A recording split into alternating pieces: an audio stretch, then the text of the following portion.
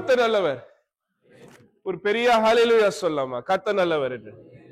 ஆமென். ஒரு பெரிய கூட்டத்தை பார்ப்பதில் மிகுந்த மகிழ்ச்சி அடைகின்றேன். கர்த்தர் உங்கள் ஒவ்வொருவரையும் ஆசீர்வதிப்பாராக. இந்த நாளுடைய வார்த்தைக்குள்ளாக போவதற்கு முன்பாக மத்தேயு 28 அதிகாரம் வசனங்கள் 19, 20 யாராவது ஒருவர் படிக்குமாறு அன்போடு கேட்டுக்கொள்கிறேன்.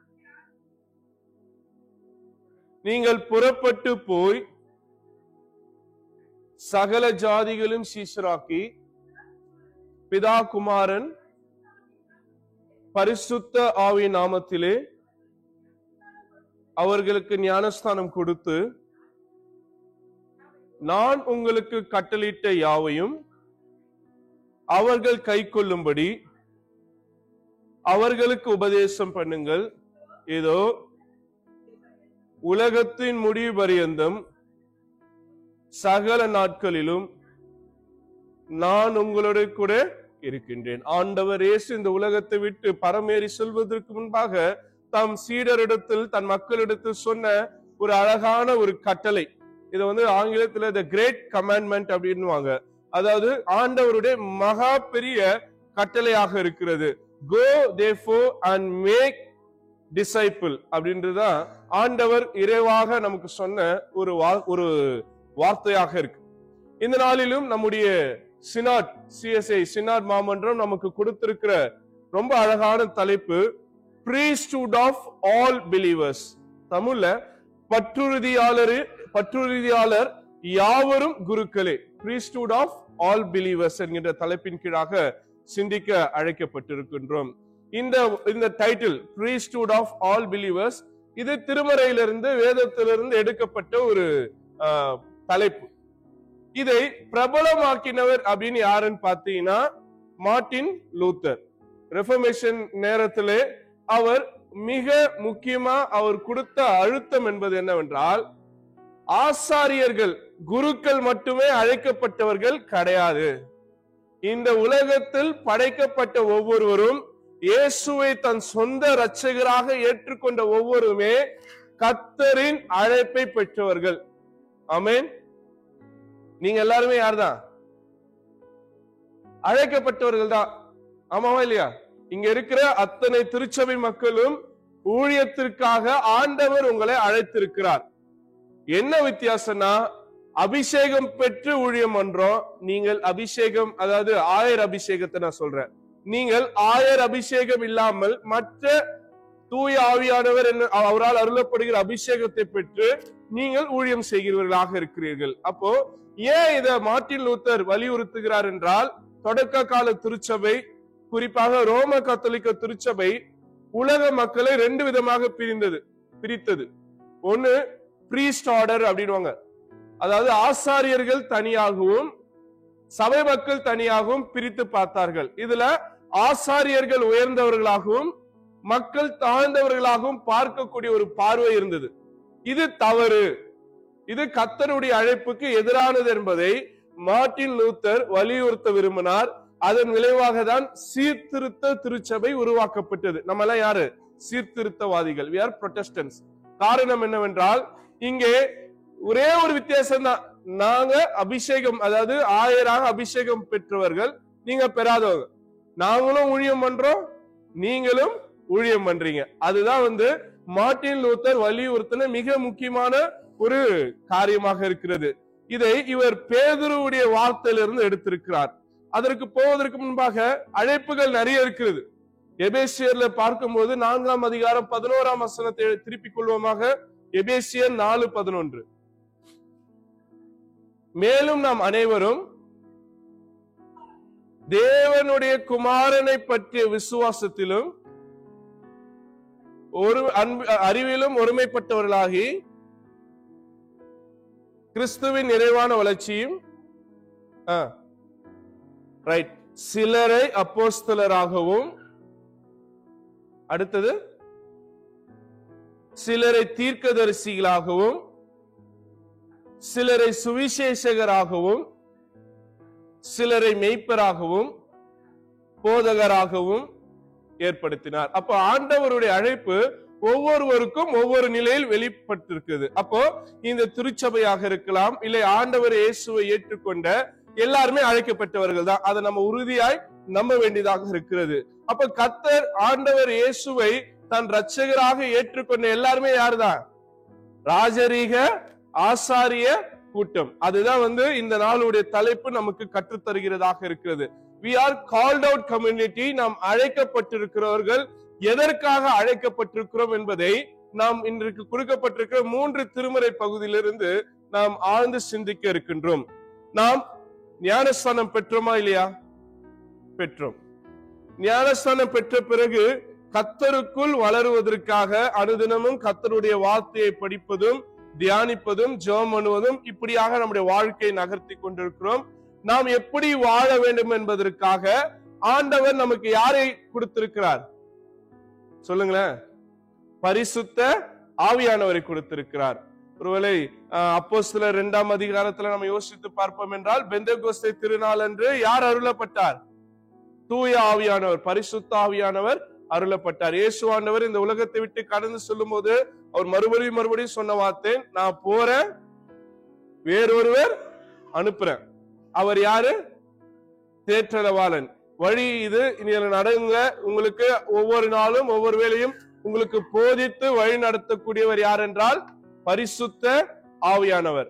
அப்ப அந்த பரிசுத்த ஆவியானவரால் நிரப்பப்பட்ட எல்லோருமே ஏதோ ஒரு ஊழியத்திற்கு அழைக்கப்பட்டிருக்கிறோம். இன்னைக்கு இந்த ஆராதனையில உட்கார்ந்து இருக்கிற எல்லாருமே நீங்க ஒரு காரியத்தை புரிந்து கொள்ள வேண்டியதாக இருக்கிறது. நீங்க ஒரு சுயநலமான வாழ்க்கை வாழ்வதற்காக கடவுள் உங்களை தெரிந்து கொள்ளவில்லை. நீங்கள் ஒரு சுயநலமான வாழ்க்கையை வாழ்வதற்காக ஆண்டவர் உங்களை அழைத்து வரவில்லை. அதை நம்ம மனசுல ஏத்துக்கணும். நானு, என் மனைவி, என் பிள்ளை, என் குடும்பம் என்று வாழ்வதற்காக இந்த கிறிஸ்தவ வாழ்க்கை கிடையாது அப்படின்றவங்க ஒரு அலையில சொல்லுங்க. நிறைய பேர் சொல்ல மாட்டேங்கிறீங்க. அப்ப அவங்கள யாரா இருக்காங்க? தனக்காக வாழக்கூடியவர்களாக இருக்கிறார். கிறிஸ்தவம் என்பது தனக்காக வாழுகின்ற ஒரு வாழ்வு அல்ல, பிறருக்காக வாழக்கூடிய ஒரு வாழ்வு.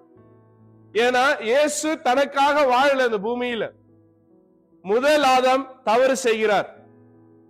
அப்போ அந்த தவறை திருத்துவதற்காக பிந்தின ஆதாம் வரார். யார் அது? இயேசு கிறிஸ்து. அவர் வந்ததுடைய நோக்கம் என்னவென்றால், மனிதனாய் இருக்கிற எல்லாருமே பாவம் செய்யாமல் தன்னை போல் வாழ முடியும் என்பதை நமக்கு வாழ்ந்து காட்டி சென்றிருக்கிறார். அவருடைய வாழ்க்கை சுயநலமான வாழ்க்கை கிடையாது. அவருடைய வாழ்க்கை தனக்கான வாழ்க்கை கிடையாது. அதனாலதான் அவரை அநேகர் பின்பற்ற தொடங்கினாங்க. இப்போ நமக்கு என்ன பெயர் கொடுக்கப்படுகிறது? கிறிஸ்தவர்கள். அப்ப கிறிஸ்தவர்கள் யாரை போன்று இருக்க வேண்டும்? கிறிஸ்துவை பின்பற்றுவதனால், கிறிஸ்துவை பிரதிபலிப்பதனால் தான் இவங்களுக்கு பேர் என்ன? கிறிஸ்தவர்கள். அப்போ இயேசு ஆண்டவர், இயேசு கிறிஸ்து சுயநலமான வாழ்க்கையை வாழல, தனக்கான ஒரு வாழ்க்கையை வாழல.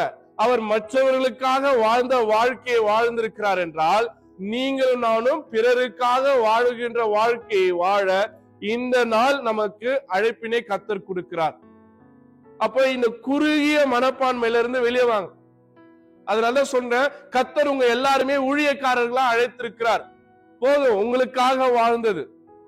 ரைட், நீங்க வேலை செய்யுங்க, குடும்பத்தை பார்த்துக்கோங்க, குடும்பத்தின் தேவைகள் உண்டு, எல்லாமே உண்டு. ஆனால் அது ஊடாகவே நீங்கள் பிறருக்காக வாழ வேண்டியதாக இருக்கிறது. இயேசு சொன்ன ரொம்ப அழகான இன்னொரு கட்டளை, உன்னை போல் பிறரை நேசி. ஒருவனை நான் நேசிக்கிறேன் என்றால் அவன் மீது என் அன்பை வெளிப்படுத்துகிறேன்னா, அப்போ அவனுக்காக என்னை தியாகம் செய்வதுதான் உண்மையான அன்பு. இயேசுவே சொல்லியிருக்காரு, இந்த உலகத்துல அநேக அன்பு இருக்கிறது, தன் சிநேகிதனுக்காக தன் ஜீவனை கொடுக்கிற அன்பிலும் பெரிய அன்பு வேற ஒன்றில்ல. அப்ப இயேசு நமக்காக தம் ஜீவனை கொடுத்தது போல இன்னைக்கு திருச்சபை குடும்பம், இந்த சமுதாயம் மற்றவர்களுக்காக வாழ தொடங்க நாம் அழைக்கப்பட்டிருக்கிறோம். போப் பிரான்சிஸ் உடைய ரொம்ப அழகான ஒரு ஒரு கவிதையை நான் படிக்க கேட்டேன். ரைட், அது உங்களுக்காக நான் படிக்கிறேன். Rivers do not drink their own water, trees do not eat their own fruit, the sun does not shine on itself, and flowers do not spread their fragrance for themselves. Living for others is a rule of nature. We are born to help each other. No matter how difficult it is, life is good when you are happy, but much better when others are happy because of you. தமிழை இவ்வளவு அழகா translate பண்ணிருக்காங்க. ஆறு தனது நீரை தானே குடிப்பதில்லை, மரங்கள் தங்கள் கனிகளை தானே உண்பதில்லை, சூரியன் தனக்காக ஒளி வீசுவதில்லை, மலர்கள் தங்கள் நறுமணத்தை தாங்களே வைத்துக் கொள்வதில்லை. பிறருக்காக வாழ்வது இயற்கையின் விதி. நாமும் பிறருக்கு உதவுவதற்காக பிறந்தவர்கள். எவ்வளவு கடினமாய் இருந்தாலும் வாழ்க்கை அழகாய் இருக்கும் நாம் மகிழ்ச்சியாய் இருக்கும் பொழுது. ஆனால் இன்னும் சிறப்பாய் இருக்கும் நம்மால் மற்றவர்கள் மகிழ்ச்சியாய் இருக்கும் பொழுது. ரொம்ப அழகான ஒரு எழுத்து. இதுல அவர் சொல்ல வரக்கூடிய ரொம்ப அழகான ஒரு உண்மை என்னவென்றால், நீங்களும் நானும் இந்த பூமியில் படைக்கப்பட்ட ஒரு நோக்கமே மற்றவர்களுக்காக வாழதான். கிறிஸ்துவும் அதை தான் நம்மிடத்தில் எதிர்பார்க்கிறார். அப்ப அந்த priesthood of all believers அப்படின்னும் போது இந்த ஊழிய அழைப்பு ஆயருக்கானதோ ஊழியக்காரர்களுக்கானதோ இல்லை ஒரு அப்போஸ்தலருக்கானதோ அல்ல, இயேசுவை விசுவாசிக்கிற எல்லாருக்குமானது என்பதை நாம் புரிந்து கொள்ள வேண்டியதாக இருக்கிறது.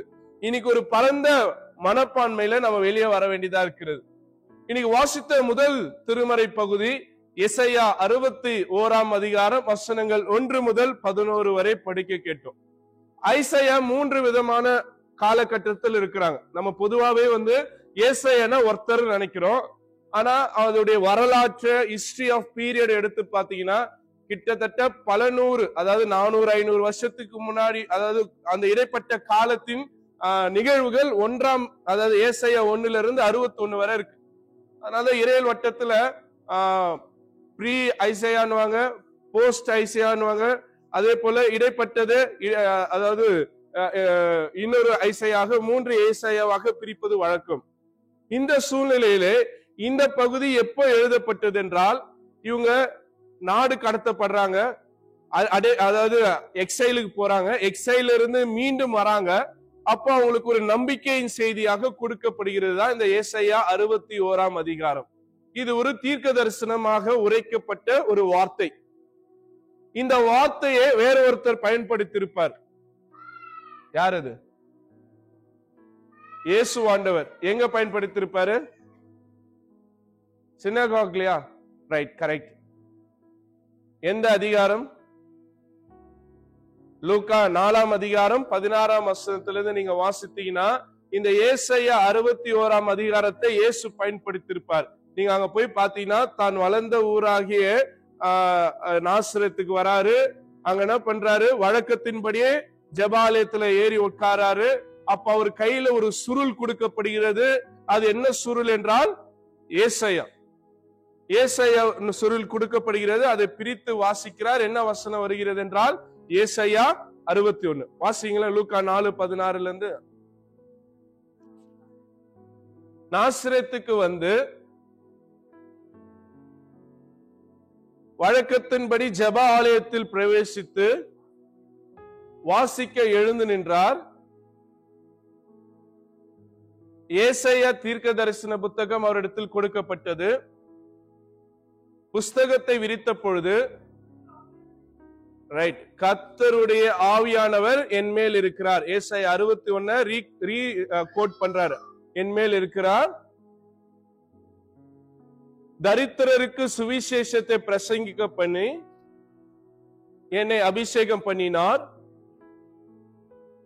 இருதயம் நறுங்குண்டவர்களை குணமாக்கவும், சிறைப்பட்டவர்களுக்கு விடுதலையும், குருடருக்கு பார்வையையும் பிரசித்தப்படுத்தவும்,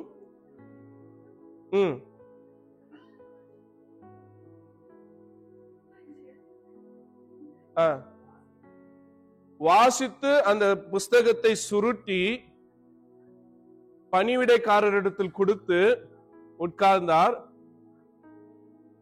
ரைட். இப்பதான் முக்கியமான ஒரு நிகழ்வு நடைபெறுகிறது. அங்க நம்ம ஊர்ல நின்னு பிரசங்கம் பண்றோம். சினகாகுல நின்னு பிரசங்கம் பண்ண மாட்டாங்க. பிரசங்கத்திற்குன்னு ஒரு சேர் இருக்கும். அந்த சேர்ல உட்கார்ந்து பிரசங்கம் பண்ணுவதற்காக இயேசு ஆயத்தமா இருக்கிறார். அப்போ இங்க ஒரு காரியம், இயேசு எந்த குழுவை சார்ந்தவர்? 2 குரூப். ஒன்னு பரிசேயர், சதுசேயர். ரைட். இயேசு எந்த குரூப்பை சார்ந்தவர்? பரிசேயர். ஏன்னா அவர் எந்த புத்தகத்தை வாசிக்கிறாரு? ஏசாயா புத்தகத்தை வாசிக்கிறார். ஏசாயா எதுல வரும்? அது நபியிம்ல வரும், அதாவது தீர்க்க தரிசன புத்தகங்கள வருது. சதுசேயர்கள் தீர்க்க தரிசன புத்தகத்தை நம்ப மாட்டாங்க. அதனால்தான் இவர் எதை வாசிக்கிறாரு? ஏசாயா கொடுக்கப்படுகிறது. ரைட். அந்த வழக்கத்தின்படி அவர் அந்த பாரம்பரியத்தில் வளர்க்கப்பட்டவர். அந்த நாற்காலியில அவர் உட்கார்றாரு. என்ன பேச போறாருன்னு கேட்கும் போது அவர் ஒரு வார்த்தை சொல்றாரு. என்ன வார்த்தை? வாசிங்க.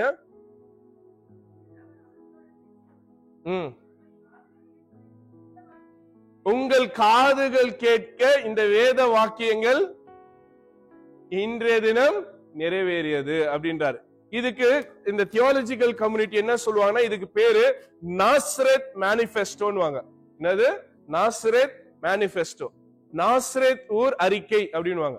இன்னைக்கு நம்முடைய தேசத்துல, தமிழ்நாட்டுல எலெக்ஷன்ஸ் எல்லாம் சூடு பிடிச்சிட்டு இருக்கு. பல கட்சிகள் எழும்பிட்டு இருக்காங்க. ஒவ்வொரு கட்சியும் எலெக்ஷன் வரும்போது ஒண்ணு கொடுப்பாங்க. அது பேர் என்னன்னா மேனிஃபெஸ்டோ. நாங்கள் வந்தால் இதை செய்வோம், எங்களுடைய ஆட்சியில் இது நடக்கும். அது நடக்குமா நடக்காதுன்றது வேற கதை. 15 வருஷமா சிலது நடக்காமலே இருக்குது. ரைட். அதை பத்தி நான் பேசல. சோ அந்த மாதிரி அவங்க மேனிஃபெஸ்டோ கொடுப்பாங்க. இந்த மேனிஃபெஸ்டோ நம்ம புரிந்து கொள்வதற்கு இங்க இயேசு என்ன சொல்றாருன்னா, தாம் அரசாட்சியில் என்ன நடக்கும் அப்படின்றத சொல்றாரு. தாம் அரசாட்சி எப்படிப்பட்டது என்றதை சொல்றாரு. இப்போ இந்த ஏசாயா 61க்குள்ள வந்துருங்க. அந்த முதல் வசனத்தை வாசிக்க கேட்போமா? என் மேல் இருக்கிறார். ரைட். இதுவரையிலே இஸ்ரவேலுடைய வரலாற்றுல ஆவியானவர் மூணு பேர் மேலதான் இறங்குவார். 3 குரூப் ஆஃப் பீப்புள் மேலதான். ஒன்னு ராஜாக்கள், இன்னொன்னு தீர்க்கதரிசிகள், இன்னொன்னு ஆசாரியர்கள். ராஜாக்கள், தீர்க்கதரிசிகள், ஆசாரியர்கள், இவங்க மேலதான் ஆவியானவர் இறங்குறாருன்னு நம்ம இஸ்ரவேல் வரலாற்றுல பார்த்திருப்போம். ஆனால் இந்த இடத்துல கர்த்தரின் ஆவியானவர் என் மேல் இறங்குகிறார். எதுக்காக இறங்குறார்னா, சுவிசேஷத்தை யாருக்கு சொல்றதுக்கு? எல்லாருக்கும், சிறுமைப்பட்டவர்கள் எல்லாவற்றுக்கும் சொல்வது. அப்போ இந்த நாசரேத் அறிக்கையில் இயேசுவை குறித்து முன்பாக தீர்க்க தரிசனத்தால் உரைக்கப்பட்டது என்றால், ஆவியானவர் ராஜாக்களுக்கு, ஆசாரியர்களுக்கு, தீர்க்கதரிசிகளுக்கு மட்டுமல்ல, அவர் எல்லாருக்குமானவர். யார் மீதெல்லாம் ஆவியானவர் கொடுக்கப்பட்டிருக்கிறாரோ அவர்கள் எல்லாம் ஊழியத்தை பெற்றுக் கொள்கிறார்கள். இப்போ ஏசாயா 61ல சொல்லப்பட்டிருக்கிற அந்த ஊழியத்தை யார் பெற்றுக் கொள்கிறார்? இயேசு பெற்றுக் கொள்கிறார். இப்ப அந்த ஆவியானவர் யார்கிட்ட இருக்கிறாரு? இயேசுவிடத்துல இருக்கிறார். இப்ப அந்த ஆவியானவரை இயேசு என்ன சொல்லிட்டு போனாரு? அவர் வருவாரு, உங்களை நிரப்புவார். வந்தாரா? நிரப்புனாரா? அப்ப நிரப்பப்பட்டவங்க எல்லாம் யாரு? சொல்லுங்களேன். ஊழியக்காரங்க. யார் மீது ஆவியானவர் அருளப்படுகிறாரோ அவங்க எல்லாம் யாருதான்? ஊழியக்காரர்கள். நீங்கள் ஞானஸ்தானம் பெற்ற பிறகு கர்த்தருக்குள் நீங்க வளர்ந்து கொண்டே இருக்கிறீங்க. ஒரு நாள் பேராயர் உங்கள் தலையின் மீது உங்களுக்கு திடப்படுத்தல் கொடுக்கும் பொழுது அப்போ ஒரு வார்த்தை சொல்லுவாங்க, நீங்கள் தூய ஆவியானவரால் முத்திரை போடப்படுகிறீர்கள். அப்போ நம்ம எல்லாருமே ஹோலி ஸ்பிரிட்னால நிரப்பப்பட்டவங்க தான். இந்த கையை தட்டி அந்நிய பாஷை பேசுறவங்க தான் ஆவியானவரால் நிரப்பப்பட்டவங்கன்றது கிடையாது. அந்நிய பாஷை பேசினாலும் ஆவியானவர் இருக்கிறாரு, பேசலனாலும் ஆவியானவர் இருக்கிறாரு, தீர்க்க தரிசனம் சொன்னாலும் ஆவியானவர் இருக்கிறாரு, சொல்லலனாலும் ஆவியானவர் இருக்கிறார். அப்ப ஆவியானவர் ஒவ்வொருவருக்கும் ஒவ்வொரு விதத்தில் வெளிப்படுகிறார். ஆனால் யாரெல்லாரும் மீது ஆவியானவர் இருக்கிறார்களோ அவங்க எல்லாம் யாருதான்? ஊழியக்காரங்க தான். அவங்க எல்லாமே ஆசாரியர்கள் தான். அவங்களால் கடவுளால் அழைக்கப்பட்டவர்கள். அதுதான் முதல் குறிப்பு சொல்ல வந்த, ஆவியில் வழிநடத்தப்பட நாம் அழைக்கப்பட்டிருக்கிறோம். இந்த ராஜரீக ஆசாரிய அழைப்பு 1 பேதுருல பேதுரு சொல்ற அந்த அழைப்பு எதற்கானது என்றால், ஆவியில் வழி நடத்தப்படுவதற்காக. அதே போல இந்த ஏசாயா 61 நம்ம தொடர்ந்து வாசித்து வரும்போது அதுல 5ஆம் வசனத்தை படிங்களேன். இல்ல 3ஆம் வசனத்திலிருந்து வாசிங்க.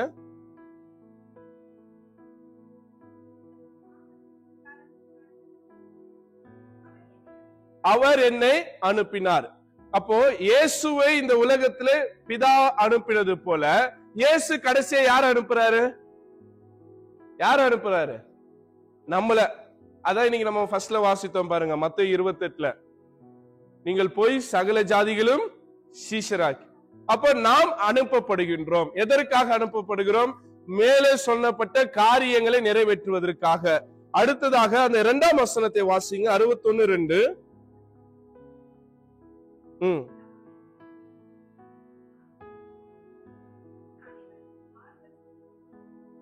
துயரப்பட்ட அனைவருக்கும் ஆறுதல் செய்யவும் கர்த்தருடைய அனுக்கிரகத்தின் வருஷம். இந்த அனுக்கிரகத்தின் வருஷம் அப்படின்னு நீங்க யோசித்து பாத்தீங்கன்னா லேவியர் 25ஆம் அதிகாரத்துல இருக்கு. நீங்க போய் வீட்டுல வாசித்து பாருங்க. ஒரு சில ஆண்டு, அதாவது 7x7 49 வருஷம் ஒருத்தவங்க வேலை செஞ்சிட்டாங்கன்னா 50வது வருஷம் அவங்களுக்கு என்னது? யூபிலி, விடுதலை. அதே போல 6 வருஷம் தொடர்ந்து வேலை செஞ்சா 7வது வருஷம் ஓய்வு, சபாட்டிக்கல். சோ ஆண்டவர் ஒருத்தருக்கும் அடிமைதனத்தில் இருக்கிற எல்லாருக்கும் விடுதலை கொடுக்கிறதுக்காக ஆவியானவர் அருளப்பட்டிருக்கிறார் என்கின்ற செய்தியை நாம் புரிந்து கொள்ளுகின்றோம். அப்ப ஆவியானவர் யார் மீதெல்லாம் இருக்கிறாரோ அவங்க எல்லாம் அழைக்கப்பட்டவர்கள், அவங்க எல்லாம் ராஜரீக ஆசாரிய கூட்டம் என்பதை நாம் புரிந்து கொள்ள வேண்டியதாக இருக்கிறது. இப்ப அடுத்தது 1 பேதுரு 2ஆம் அதிகாரத்திலே 4ஆம் 5ஆம் வசனத்தை நம்ம வாசிக்க கேட்போம். 2வது தலைப்புக்குள்ளா கடந்து செல்லலாம்.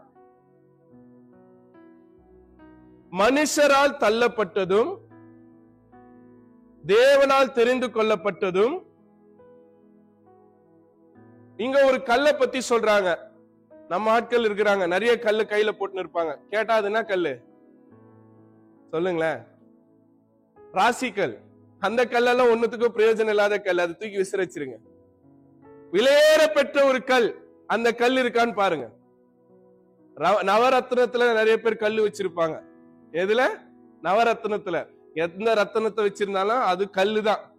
இங்க ஒரு கல்லை பத்தி சொல்றாரு பேதுரு. மறுபடியும் வாசிங்கமா. அத மனுஷரால் தள்ளப்பட்டதாயினும் தேவனால் தெரிந்து கொள்ளப்பட்டதும். எது அந்த கல்? ஜீவனுள்ள கல், இயேசு கிறிஸ்து. ஆகாது என்று தள்ளின கல்லே மூளை கல்லாயிற்று. அந்த கல் யார் என்றால் ஆண்டவராகிய இயேசு கிறிஸ்து. அப்போ இந்த இயேசு கிறிஸ்து தான் ஜீவனுள்ள கல்லாக இருக்கிறார். அந்த கல்லை உடையவர்களாக, அந்த ஜீவனுள்ள கல்லை உடையவர்களாக இருக்கிற நாம் எப்படிப்பட்டவர்களா?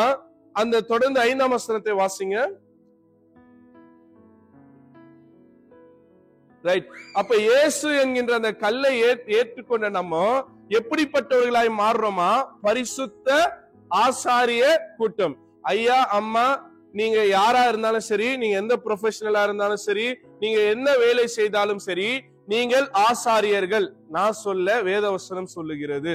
பரிசுத்த ஆசாரிய கூட்டம். 9ஆம் வசனத்தை வாசிங்க. ரைட். ஒரு காலத்துல நம்ம எல்லாருமே எதுலதான் இருந்தோம்? இருட்டுலதான் இருந்தோம், அந்தகாரத்துலதான் இருந்தோம். ஒரு காலத்துல உளையான சேற்றுல இருந்தோம். நம்ம போல பாவி யாருமே கிடையாது. பாவியிலும் பிரதான பாவி நான்.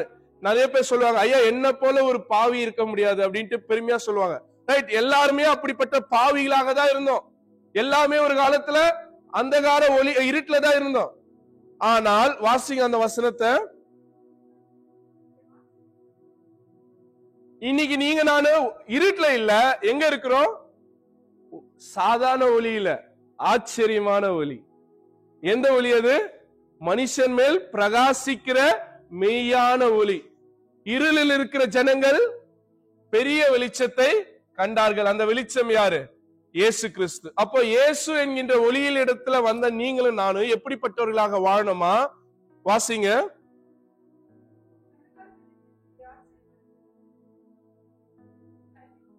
ரைட். அழகான வார்த்தை, புண்ணியம். ஐயா, நீங்களும் நானும் அந்த இருட்டுல இருந்து வெளிச்சத்து வந்தது நம்முடைய நல்ல நடவடிக்கையினால இல்ல, அவருடைய புண்ணியம். அவர் நம்மளை அழைச்சி நமக்கு என்ன கொடுத்திருக்கார்? புண்ணியத்தை கொடுத்திருக்கிறார். அவருடைய புண்ணியங்களால் அறிவிக்கப்படும்படிக்கு. ரைட். நான் ஆரம்பத்துல சொன்ன நீங்களும் நானும் யாரு? தெரிந்து கொள்ளப்பட்ட சந்ததி. உங்க பக்கத்துல இருக்கிறவங்க கிட்ட சொல்லுங்க, ஐயா நீங்க தெரிந்து கொள்ளப்பட்ட சந்ததி. சொன்னீங்களா? நீங்க தெரிந்து கொள்ளப்பட்ட சந்ததி. அடுத்தது சொல்லுங்க, வாசிங்கம்மா. இப்ப அதே பக்கத்துல இருக்கவங்களை பார்த்து சொல்லுங்க, நீங்க ராஜரீக ஆசாரிய கூட்டம். நிறைய பேருக்கு சந்தோஷம். அப்போ நாம் எல்லோரும் யாரா இருக்கிறோம்? ராஜரீக ஆசாரிய கூட்டம், பிரீஸ்ட்ஹுட். இந்த பிரீஸ்ட்ஹுட் எதுக்காக நமக்கு கொடுக்கப்படுகிறது என்றால், இயேசுவை போல் வாழ்வதற்காக, வாழ்வை அறிவிக்க அழைக்கப்படுகின்றோம். அதாவது கால் டு ப்ரோக்ளைம் லைஃப். இயேசுவை ஏற்றுக்கொள்கிற எல்லோருக்கும் புது வாழ்வு. இருட்டுல இருக்கிறவங்களுக்கு வாழ்வு கிடையாது, இருட்டுல இருக்கிறவங்களுக்கு அழிவுதான். இன்னைக்கு எல்லாருமே வெளியில வேலை செஞ்சுட்டு இருப்பாங்க, வேற ஏதோ லீவ் நாள சந்தோஷமா கழிச்சிட்டு இருப்பாங்க. ஆனா நீங்க இந்த ஒரு நாள் விடுமுறையில கர்த்தரை தேடி வந்ததோட நோக்கம் என்ன? ஏனென்றால் நீங்க யாருக்காக வாழணும்னு யோசிக்கிறீங்க? யாருக்காக? ஆண்டவருக்காக.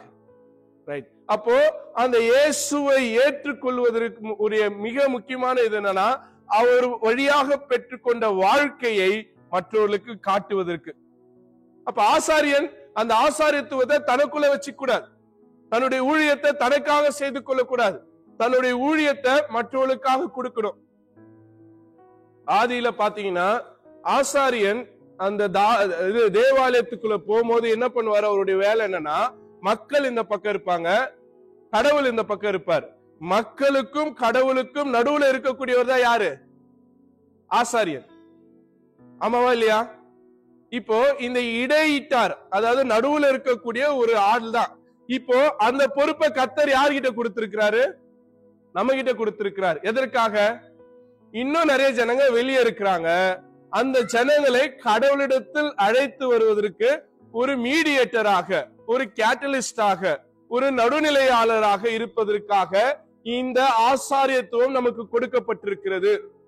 நான் ஆரம்பத்துல சொன்னல, நீங்க சுயநலமான வாழ்க்கை வாழ்வதற்காக, உங்கள் குடும்பத்திற்காக வாழ்வதற்காக நீங்கள் அழைக்கப்படவில்லை.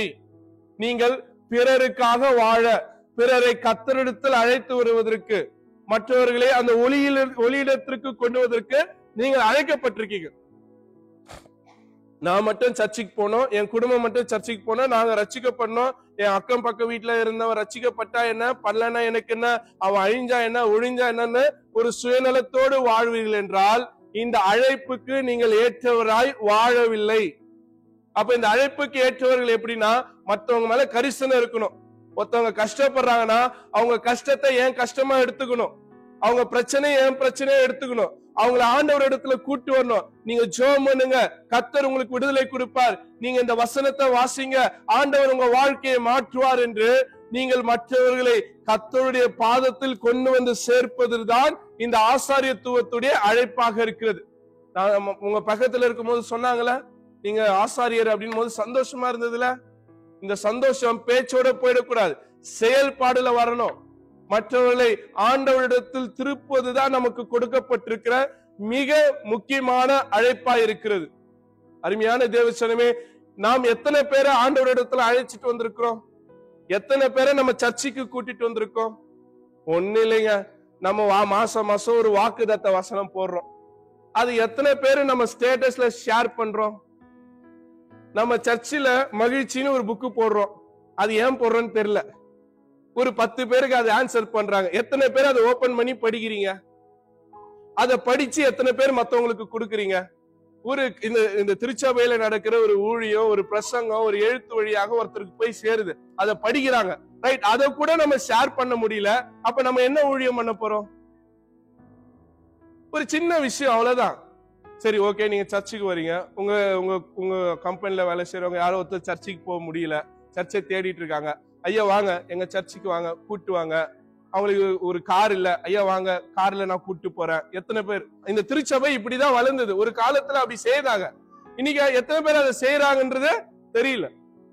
ஒண்ணு இல்லைங்க, ரொம்ப அழகா இந்த பிரேயர் செல்ல ஸ்டார்ட் பண்ணோம். ரைட், பிரேயர் செல்ல போய் பார்த்தா அதே வருகின்ற முகங்கள் தான் வராங்க. ஒரு சிலர் அங்க பக்கத்துல இருக்கிறவங்க வர்றதே கிடையாது. ஏன் வர்றது கிடையாது? செல் குரூப் செல் லீடர் வந்து கால் பண்ணாலும் அட்டென்ட் பண்றது கிடையாது, மெசேஜ் பண்ணாலும் ரிப்ளை பண்றது கிடையாது. இதோட நோக்கம் என்ன? ஒருத்தரை ஒருத்தர் தெரிந்து கொள்வதற்காக, எங்க பகுதியில் இருக்கிற மற்றவர்களை கர்த்தருக்குள் அழைத்து வருவதற்கு தான். அப்ப இந்த சின்ன சின்ன ஊழியங்கள் நம்ம செய்ய யோசிக்கிறோமே. ஆனா உண்மையிலே நான் கேம்ப் மினிஸ்ட்ரியை ரொம்ப அழகா நான் பாராட்டுறேங்க. கேம்ப் மினிஸ்ட்ரியில போகும்போது எத்தனை அற்புதங்கள் இந்த திருச்சபை வழியாக நடந்து கொண்டிருக்கிறத நாங்க விட்னஸ் பண்ணிட்டு இருக்கோம். நான் போன வாரம் ஒரு தம்பியை பத்தி சொன்னேன். அவர் போன் பண்ணி குழந்தை மூமெண்ட்ஸ் இல்ல அப்படின்னு டாக்டர் சொல்லிட்டாங்கன்னாங்க. நம்ம பிரேயர் பண்ணோம். அடுத்த நாள் டாக்டர் என்ன சொன்னாங்க? குழந்தை மூமெண்ட்ஸ் இருக்குன்னு சொன்னாங்க. ரைட். ஒரு 2 நாளைக்கு முன்னாடி அந்த தம்பி போன் பண்ணாரு. ஐயா, வயிறு வலி வந்திருக்கு, பிரசவ வலி வந்திருக்கு, ஹாஸ்பிட்டலுக்கு கூட்டு போயிருக்காங்க, ஜெபம் பண்ணுங்க. அப்புறம் கொஞ்ச நேரம் கழிச்சு போன் பண்ணாரு. ஆண்டவர் சுக பிரசவத்துல ஒரு பெண் குழந்தையை கொடுத்திருக்கிறார். நம்ம கேம்ப்ல இருக்கக்கூடிய ஒரு தம்பி தான். ரைட். இன்னைக்கு நீங்க கீழே போயிட்டு டீயும் வடையும் ஸ்நாக்ஸ் சாப்பிடும் போது அந்த குடும்பத்தை நினைவு கூறுங்கள். இந்த சபை மக்கள் எனக்காக ஜெபம் பண்ணாங்க. நீங்க பண்ணீங்களோ இல்லையான்னு எனக்கு தெரியல. ஒரு சிலர் பண்ணாங்க. ரைட்டா? அத கர்த்தர் கேட்டாரு. இந்த சபைக்கு இன்னைக்கு நாங்க ஸ்நாக்ஸும் டீயும் தரோம்னு சொல்லி அந்த தம்பி கொடுத்திருக்கிறார். இருக்காரா டினோ? ரைட். அந்த தம்பி தான். அவருடைய பேர் டினோ, அவங்களுடைய வைஃப் பேர் அபிஷா. அவங்களுடைய குடும்பத்துக்காக ஜெபம் பண்ணுங்க. நம்முடைய சபையில வந்ததுனாலே அவருக்கு இத்தனை ஆசீர்வாதங்கள் பெற்றுக்கொண்டேன் என்று சொல்லி அவர் கொடுத்திருக்கிறார். ரைட். அந்த தம்பியை பத்தி இன்னும் சாட்சி இருக்கு. அவர் இன்னொரு தம்பியை கூட்டு வந்தார். ஸ்ரீகாந்த் இருக்காரா? ரைட். ஸ்ரீகாந்த். இந்த தம்பி இஸ் a நான் கிறிஸ்டியன், கர்த்தரை ஏற்றுக்கொள்ளாதவர். அவர் இவரை கூட்டு வந்தாரு. இவர் ரெகுலரா இந்த சர்ச்சுக்கு வரார். இந்த சர்ச்சுக்கு வரலன்னா எனக்கு ஒரு மாதிரியா இருக்குன்னு கேம்ப் மினிஸ்டர் சொல்லியிருக்காரு. ஆனா இவர் என்ன பண்ணாரு? 2 கிறிஸ்தவ பசங்க இந்த ஊருக்கு வந்திருக்காங்க. அவங்கள இந்த சர்ச்சுக்கு கூட்டு வந்திருக்காரு. யாருப்பா அவங்க? இருக்கிறாங்களா? பிரவீன், பிரதீப் வரல, இந்த வீக் வரல. ரெகுலரா அவங்க வராங்க. சோ இந்த தம்பி அந்த 2 தம்பியை சர்ச்சுக்கு கூட்டு வந்திருக்காங்க. சோ நம்ம எத்தனை பேர் யாரு கூட்டு வந்திருக்கிறோம்? Right. Srikanth, thank you so much, God bless. அப்போ நம்முடைய அந்த priesthood of all believers எங்க? குடும்பமாய் வரும். ஒரு குடும்பம் இன்னொரு குடும்பத்தை கூட்டு வரணும்ல. ஒருத்தவங்க கஷ்டப்படுறாங்க, வாங்க நம்ம சர்ச் வாங்க, நம்ம ஜெபம் பண்ணலாம். பிரேயர் செல்லுக்கு வாங்க, நம்ம ஜெபம் பண்ணலாம். நம்ம வர வெள்ளிக்கிழமை ஃபாஸ்டிங் பிரேயருக்கு வாங்க, ஜெபம் பண்ணலாம். கார் இல்லையா, நான் கூட்டு போறேன், வாங்க. இதுதாங்க சகோதரத்துவம். ஆல்டர்ல நின்னு பிரசங்கம் பண்ணுவதும், ஆல்டர் கால் கூப்பிடுறதும், தலையில கை வச்சு ஜெபம் பண்றதும், இப்படி பண்ணா போய் பின்னாடி உழுது மட்டும் ஊழியம் இல்ல. இன்னைக்கு அதுதான் ஊழியம் நம்பி ஒரு கூட்டம் ஓடிட்டு இருக்கு. உண்மையான ஊழியம் இதுதான். ஒரு மனிதனுக்கும் இடைப்பட்டு கர்த்தரை அறிமுகம் செய்து வைப்பதுதான் உண்மையான ஊழியம். அந்த ஊழியத்தை செய்ய கர்த்தர் நம்மை அழைக்கிறார். ரைட். அடுத்தது ரொம்ப முக்கியமான இது. அதுல தொடர்ந்து வாசிங்க. 1 பேதுருல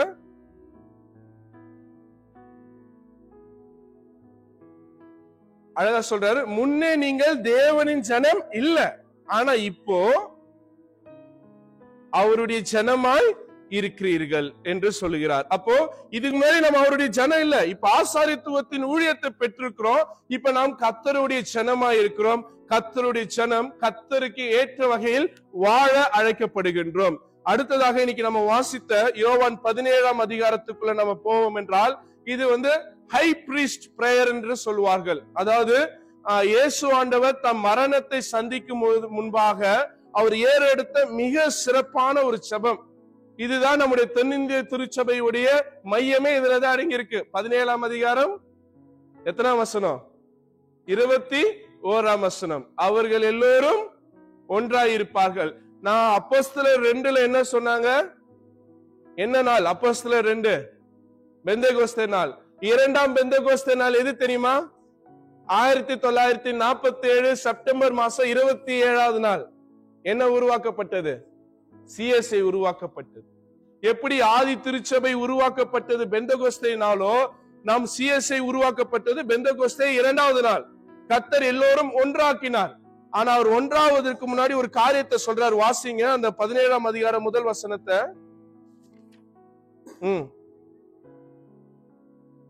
இயேசுவை அறிவது என்னது? நித்திய ஜீவன். அப்போ இன்னைக்கு எல்லாருக்கும் பரலோகத்துக்கு போகணும்னு ஆசை. பரலோகத்துக்கு போறதுக்கு வழியை தேடிட்டு இருக்கீங்க. பரலோகத்துக்கு போறதுக்கு ஒரே வழி இயேசுவை அறிந்து கொள்வது. Knowing Jesus. இயேசுவை அறிந்து கொள்வதுதான் பரலோகத்துக்கான நித்திய ஜீவனுக்காக வழியாக இருக்கிறது. ஒருவேளை நீங்க வீட்டுக்கு போய் யோவான் 17ஐயும் 1 பேதுரு 2ஐயும் நீங்க வாசித்து பார்த்தீங்கன்னா, அங்க ரொம்ப முக்கியமான ஒரு விஷயத்தை இயேசு ஆண்டவர் வழியாக நம்ம வெளிப்படுத்த கேட்டிருப்போம். என்னன்னா, இயேசு ஆண்டவர் இந்த உலகத்தால் ரிஜெக்ட் பண்ணப்பட்டார். யோவான்ல முதல் அதிகாரத்துல சொல்வார், தாம் சொந்த மக்களுக்காய் வந்தார், தாம் சொந்த மக்களும் அவரை ஏற்றுக்கொள்ளவில்லை. இந்த உலகம் யாரை வெறுத்தது? இயேசுவை வெறுத்தது. இன்னைக்கு இந்த உலகம் உங்களை வெறுக்கிறது, இந்த உலகம் உங்களை ரிஜெக்ட் பண்ணுதுன்னா சந்தோஷப்படுங்க. ஆமென். இந்த உலகம் உங்களை வெறுக்குது, இந்த உலகம் உங்களை ரிஜெக்ட் பண்ணுதுன்னா சந்தோஷப்படுங்க. ஏன்னா அது ஒரு காலத்துல யாரை வெறுத்தது? யாரை ரிஜெக்ட் பண்ணுது? இயேசுவை. அப்போ நீங்க கரெக்டா போறீங்கன்னு அர்த்தம் இல்லைங்க. இந்த உலகத்துல இருக்கிறவங்க எல்லாம் என்ன நேசிக்கிறாங்க, அவங்களோட நான் அந்யோன்யமா இருக்கிறேன், அவங்க சொல்றதெல்லாம் நான் செய்யறேன், அவங்களுக்குள்ளேயே நான் இருக்கிறேன்னா அப்ப நீங்க உலகத்துக்குரியவர்கள், யாருக்குரியவர்கள் அல்ல, இயேசுக்குரியவர்கள் அல்ல. இன்னொரு காரியம் இந்த மாலை வேளையில நான் சொல்ல விரும்புவது என்னவென்றால், உங்க வாழ்க்கையில நீங்க ரிஜெக்ஷனை ஃபேஸ் பண்ணிருக்கீங்கன்னா சந்தோஷப்படுங்க. நான் அது ரொம்ப பிலீவ் பண்றேன். என்ன, ஒரு வேலைக்கு நீங்க அப்ளை பண்றீங்க, உங்களை ரிஜெக்ட் பண்றாங்கன்னா ரொம்ப சந்தோஷப்படுங்க. செலக்ட் பண்ணாங்கன்னா அல்லேலூயா சொல்லுங்க, ரிஜெக்ட் பண்ணாங்கன்னா 2 அல்லேலூயா சொல்லுங்க. நீங்க வேணா யோசிச்சு பாருங்களேன். இப்ப நீங்க எல்லாம் இங்க வேலை செஞ்சுட்டு இருக்கீங்க. ஒருவேளை இந்தியால நீங்க இருக்கும்போது நீங்க ஒரு கம்பெனில போய் அப்ளிகேஷன் கொடுத்திருப்பீங்க, அங்க அவங்க உன்னை ரிஜெக்ட் பண்ணாம உங்களை அப்பாயிண்ட் பண்ணிருந்தீங்கன்னா நீங்க இங்க இருந்திருப்பீங்களா? கண்டிப்பா இல்ல. வாழ்க்கையில சில ரிஜெக்ஷன் தேவை. அப்ப அந்த ரிஜெக்ஷன் வழியாக உண்மையானது, மெய்யானது, மேன்மையானதை நாம் பெற்றுக்கொள்ள முடியும். இந்த உலகத்தை ரிஜெக்ட் பண்ணுங்கன்றதுக்கு நோக்கம் என்னவென்றால், உலகத்துடைய காரியங்கள், உலகத்துடைய செயல்பாடுகள், உலகத்துடைய மாற்றங்கள், இவையிலிருந்து நம்ம வெளிப்படும் பொழுதுதான் கர்த்தருக்கு ஏதுவானவர்களாக, கிறிஸ்துவுக்கு ஏதுவானவர்களாக நாம் மாறக்கூடும். தொடர்ந்து வாசிங்க. அதே யோவான் 17ஆம் அதிகாரத்திலே 6ஆம் வசனம்.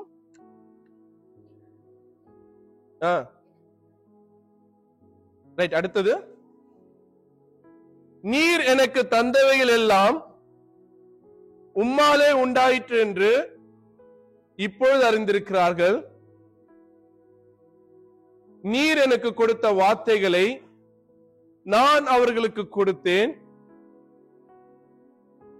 அவர்கள் அவைகளை ஏற்றுக்கொண்டு நான் உம்மிடத்திலிருந்து புறப்பட்டு வந்தேன் என்று நிச்சயமாய் அறிந்து நீர் என்னை அனுப்பினீர் என்று விசுவாசித்திருக்கிறார்கள். இப்போ இயேசு இந்த பூமியில் வாழும்போது அவருக்கு கொடுக்கப்பட்ட வார்த்தைகள் அவருடைய சொந்த வார்த்தைகள் அல்ல, அது பிதா கொடுத்த வார்த்தைகள்.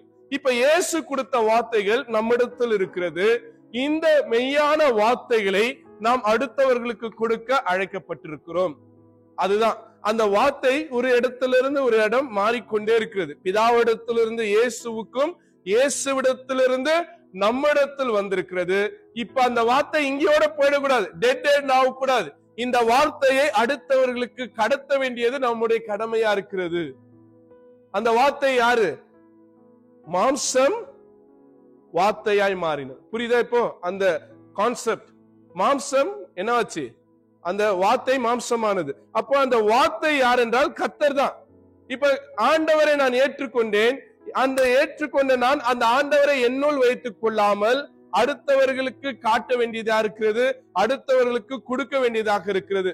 அதனால்தான் கர்த்தர் உங்கள் எல்லோரையும் ராஜரீக ஆசாரிய கூட்டமாய் அழைத்திருக்கிறார்கள். ரைட். ஆண்டவர் இந்த சபையை குறித்து என்னிடத்தில் கணக்கு கேட்பார், கண்டிப்பா உண்டு. உங்ககிட்டயும் கேட்பார். உங்ககிட்ட நான் ஒரு சில ஆத்துமாக்களை கொடுத்தனே, நீ அவங்களுக்கு என்ன செய்த?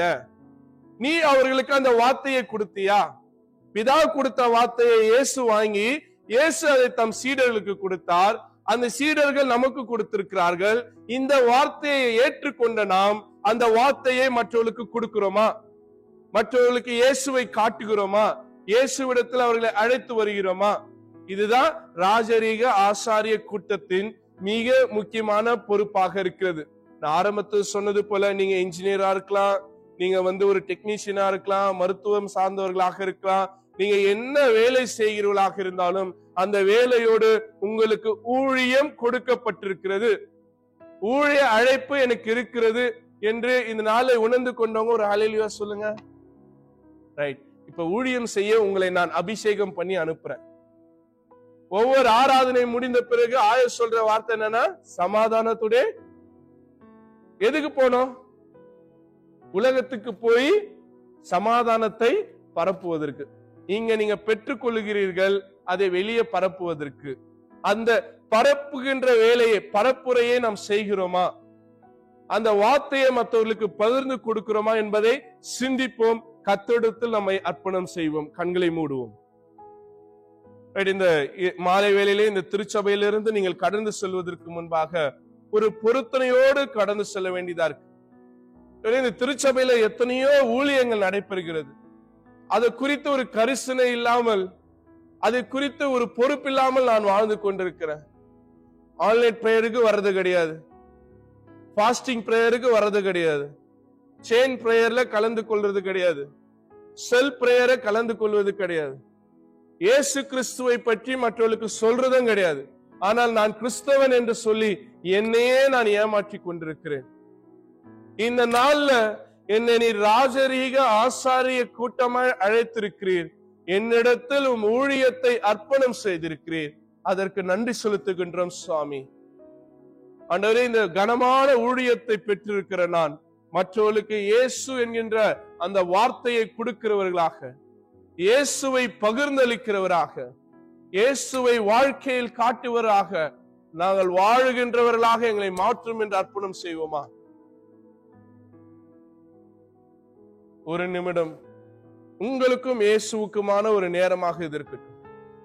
ஆண்டவரே, என்னால முடிஞ்ச ஏதோ ஒரு சின்ன ஊழியத்தை நான் செய்ய போறேன். யாரோ ஒருத்தருக்கு உன் வார்த்தையை நான் அறிவிக்க போறேன். ஆசாரியனாய் நீர் என்னை அழைத்திருக்கிறீர்.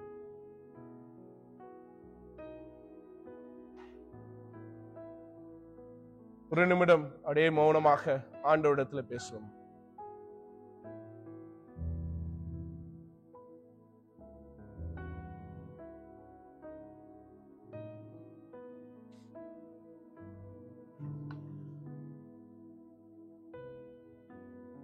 ஒரு காலத்தில் இருளின் பிள்ளைகளாக நாம் இருந்தோம்.